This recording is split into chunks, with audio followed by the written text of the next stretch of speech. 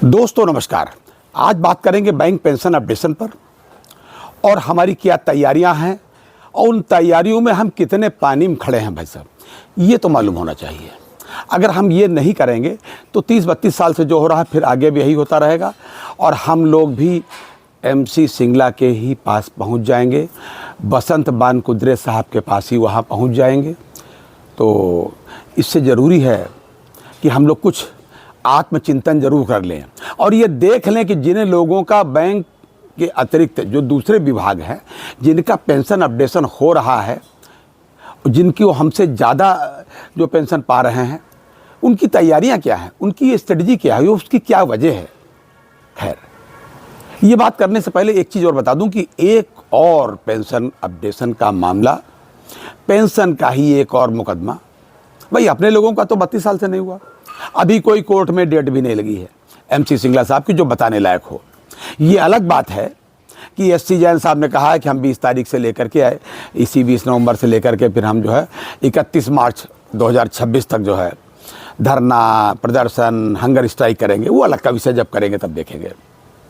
अभी कोई डेट नहीं लगी। तो मैं अभी की बात बता दूं कि एक और मुकदमा था सुप्रीम कोर्ट में ही LIC का पेंशन का मामला, जो कि 12 तारीख को कोर्ट नंबर 4 में माहेश्वरी साहब की मतलब जॉइंट 2 जजेस की उसमें लगा हुआ था कोर्ट में। और मुझे लगता है कि जैसा कि उनके यूनियन ने सर्कुलेट भी किया है कि 11:15 के आसपास वो उसकी हेयरिंग स्टार्ट हुई।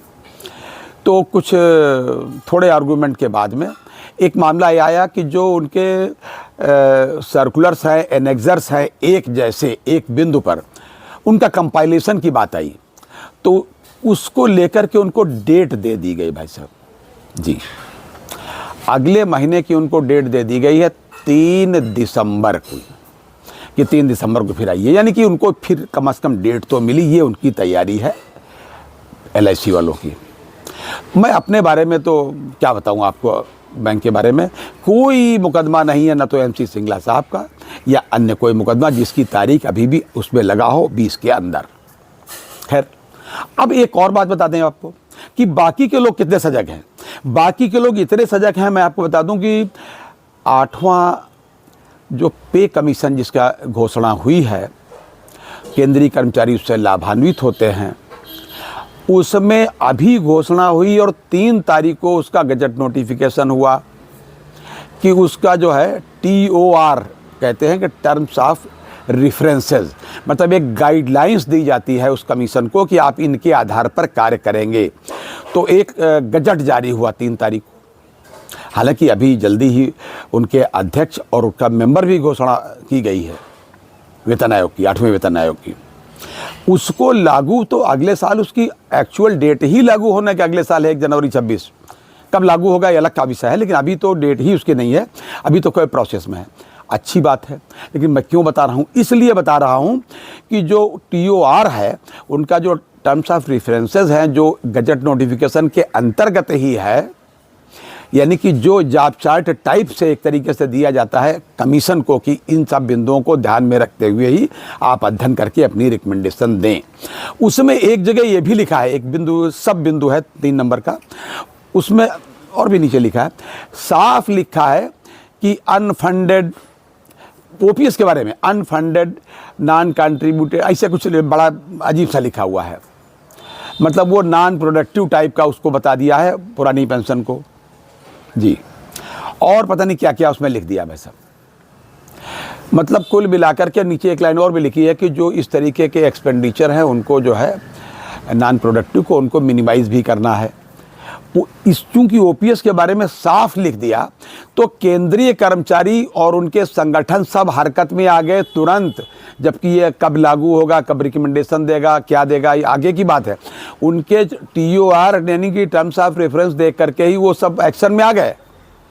और उनका जो संगठन है जी, उनका जो केंद्रीय संगठन है पेंशनर्स का, उसने भाई साहब एक मुकदमा दायर कर दिया सरकार के ऊपर,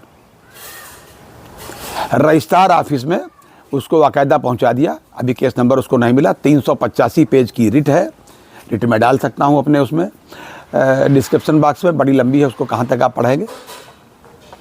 एक तो ये काम हुआ, मतलब वो इतने सजग है। दूसरी बात बता दूं, हम लोग जब कभी भी डिमॉन्स्ट्रेशन में जाते हैं, बैंक वाले, विशेष करके ऑफिसर्स एसोसिएशन की बात करूं, हालांकि वर्कर भी वही का काम करते हैं, अगर कहीं हम लोगों को कोई नारा लगाने हो अपने अधिकारों के बारे में, तो हम लोग नारा लगाते समय बड़े साई नेचर के हो जाते हैं। हमको लगता है हम बड़े वाइट कॉलर क्या है, बिल्कुल साहब टाइप के लोग हैं हम लोग, हम नारा कैसे लगा सकते हैं, तो लेबर क्लास का काम है।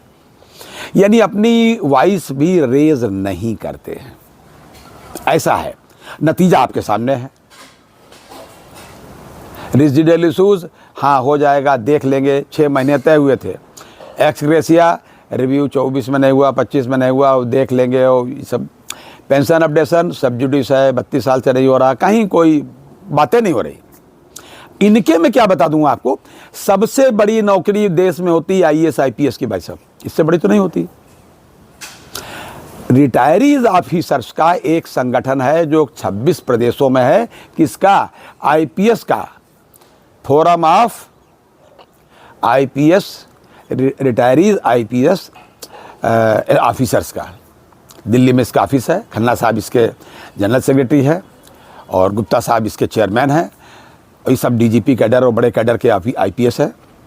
इन लोगों ने ये जैसे ही देखा, 3 तारीख को गजट नोटिफिकेशन हुआ और 7 तारीख को इन्होंने PO में, यानी मोदी साहब के ऑफिस में, फाइनेंस सेक्शन में अपनी एक चिट्ठी बड़ी लंबी पहुंचा दी भाई साहब अपने फोरम की तरफ से, और इन्हीं TOR का हवाला दिया कि ये गलत है, इसको आप सुधार करिए, इससे हम सहमत नहीं है, लोग इससे आहत हैं और ये उचित भी कदापि नहीं है।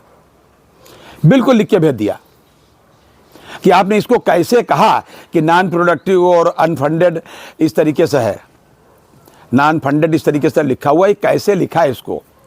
और ये साफ लिखा है कि अगर इतनी गड़बड़ है तो ये भाई राजनेताओं को भी यही पेंशन मिल रही है, जुडिशरी को भी, एक दो और विभागों का भी उन्होंने उसमें उल्लेख किया है। चिट्ठी अंग्रेजी में है, ट्रांसलेट भी कर सकता हूं, उसको आप देख सकते हैं। दूसरी बात, उन्होंने कुछ मुकदमों का भी हवाला दिया, डिसीजन का भी सुप्रीम कोर्ट का। जी, एक शिवनंदन प्रसाद या ऐसे करके कुछ है, वर्सेज स्टेट ऑफ बिहार, ये केस है, पुराना केस है, इसका हवाला दिया है।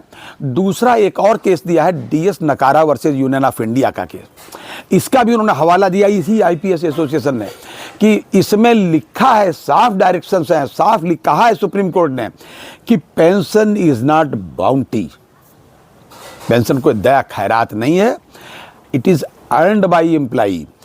किसके द्वारा, कर्मचारी के द्वारा कैसे अर्न की जाती है, पूरा जीवन अपनी खून पसीना की सेवाओं के द्वारा इसको अर्न किया जाता है।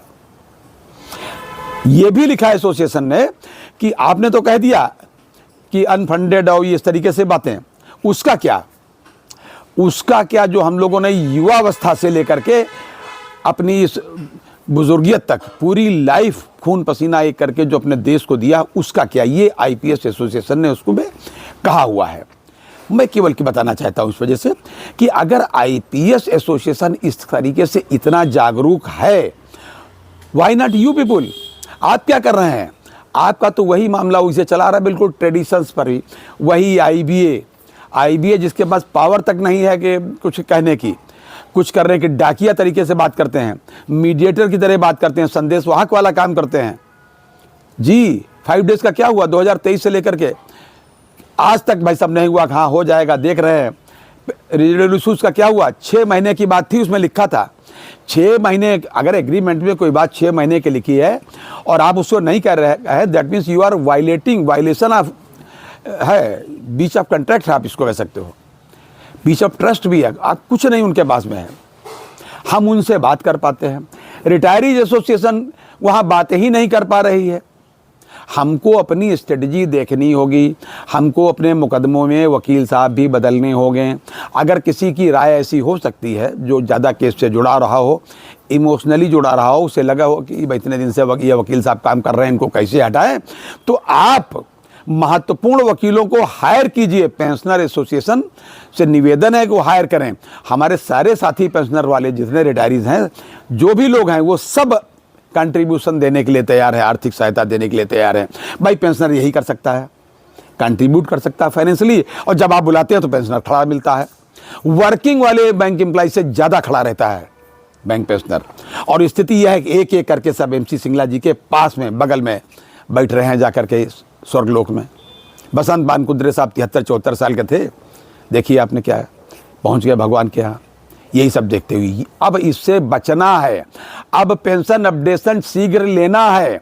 जिस सिनेरियो में हम लोग चल रहे हैं, जी रहे हैं, कम से कम उसके अकॉर्डिंग ही हमको भी अपडेट होना है, नहीं तो कैसे हो पाएगा पेंशन अपडेशन।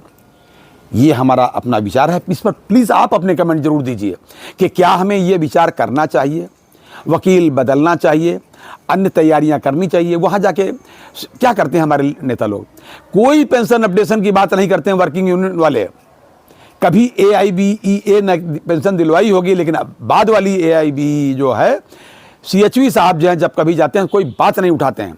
जब उनको लगा कि सारे पेंशनर हमसे दूर हो रहे हैं तो एक सर्कुलर जारी कर दिया कि ये तो हमारी प्रायोरिटी में है पेंशन अपडेशन, और दूसरा ये है OPS का कन्वर्जन, NPS का कन्वर्जन OPS में। ये उन्होंने 2 लाइन के लिख दी, और फिर उसके बाद में जब कभी बात करने गए तो कोई बात उन्होंने की नहीं। इससे भी हमें थोड़ा सा इस पर विचार करना होगा, स्ट्रेटजी अपनी बदलनी होगी। प्लीज़ आप अपना कमेंट जरूर दीजिए। ये था आज तक का अपडेट। अगली बार किसी अन्य अपडेट के साथ फिर हाजिर होते हैं, तब तक के लिए इजाज़त दीजिए। और एक रिक्वेस्ट और करेंगे अपने कमर्शियल बैंक के साथियों से, कम RRB वालों से सीख लें जी। इनका मुकदमा नंबर 39-288 2012 का था, उसको इन्होंने पूरी तरीके से 2018 में जीत लिया। इसके बावजूद जब इनको पेंशन मिली 18 से 93 से नहीं मिली, तो फिर कंटेम्प्ट इन्होंने डाल दिया 18 में ही। भाई साहब फाइनल हो गया पिछले साल, एरियर तक मिला 1993 से लेकर के सब चीज़ें ले ली, 98% हो गया, सारा मिल गया। और अभी भी मुकदमा चल रहा है कि भाई साहब 1993 का पैसा जो आपने हमको अभी दिया है 2024 और थोड़ा सा 25 में, तो उसका ब्याज कौन देगा। मेरा मतलब है वो अपने अधिकारों के प्रति कितने सजग है। और उनके मुकदमे की तारीख फिर लगी है इसी 17 नवंबर को। हालांकि अब 17 नवंबर को आ नहीं पाएगी, उसमें जो मैंने देखा है उसका सीरियल नंबर हुआ उसके हिसाब से, लेकिन उसमें कोई चिंता का विषय नहीं। सब तो उनके मामले करीब करीब हो गए। मैं इतना जरूर बताऊंगा, अपनी ओर से बता रहा हूं, कि अगर पेंशन अपडेशन का मामला कहीं RRB वालों के हाथ में होता तो शायद बात कुछ और होती। मैं RRB कोई वकालत नहीं कर रहा, लेकिन इतना जरूर बता रहा हूं कि वो बड़े मामले में सजग है। उनके पास अभी पेंशन नहीं थी, वो तो अपने मामले में से भी उबर पाए हैं बड़ी मुश्किल से, तो वो पेंशन अपडेशन की बात क्या करते। अब वो आपके साथ खड़े हैं, आपके पीछे खड़े हैं। अभी जो है AIBRF के जो जनरल सेक्रेटरी ST जैन साहब ने भी कहा कि सारे RRB वाले भी उनके साथ हैं और कई लाख पेंशनर उनके साथ हैं। तो कम से कम आप कुछ करिए। ये था आज तक का अपडेट। अगली बार फिर किसी अपडेट के साथ हाजिर होते हैं, तब तक के लिए इजाज़त दीजिए। और हाँ, अपनी सेहत का पूरा ध्यान रखिए। जय हिंद, जय भारत, नमस्कार।